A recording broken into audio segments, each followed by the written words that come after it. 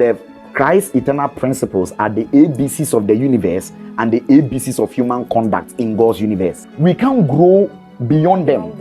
They are principles because they are foundational, they are basic. How did I come by them? Matthew chapter 23, verse 23. Please, can we read? Woe unto you, scribes and Pharisees. Scribes and Pharisees. Hypocrites. Hypocrites. For ye pay tithes of mint. You pay tithes of mint anise and anise and cumin, and have omitted the weightier matters of the law. And have omitted the weightier matters of the law. What are the weightier matters of the law according to Jesus? Judgment, mercy, and faith. Why is Jesus calling mercy a weightier matter of the law? And why is just calling faith a weightier matter of the law? It was these questions that started rising in my heart.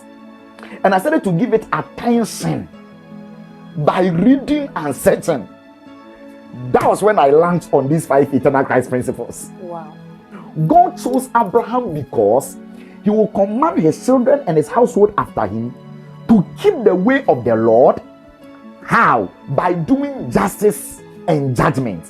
And if Abraham became the father of faith, and he became one of the greatest men that ever lived, and God called Abraham because of this, then it means that as a human being, what is God's expectation of me? What is his dream? He wants me to become a great and a mighty nation. How does God want me to become it? To keep his way, to do justice and judgment.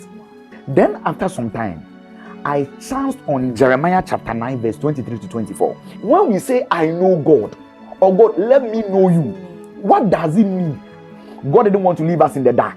He answered it for us. What are the things? That the Lord. I am the Lord. Which exercise loving kindness.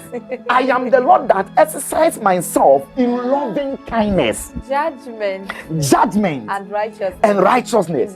In the earth. If you don't know God in this area, you don't know God. So I began to see a pattern.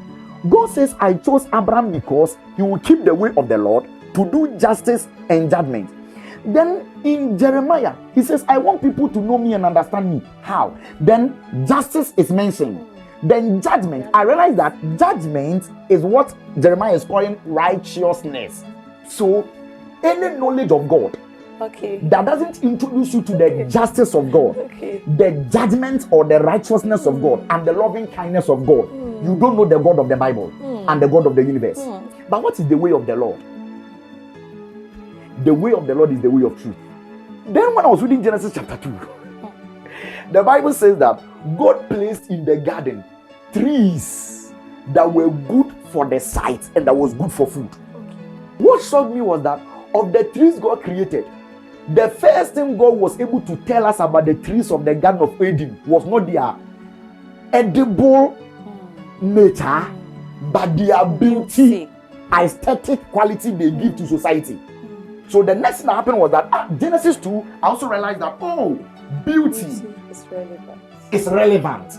Then the fifth one was abundance. When Jesus said, I am come that you might have life and have it more abundantly. So I realized, okay, so God is for not just enough, but more than enough.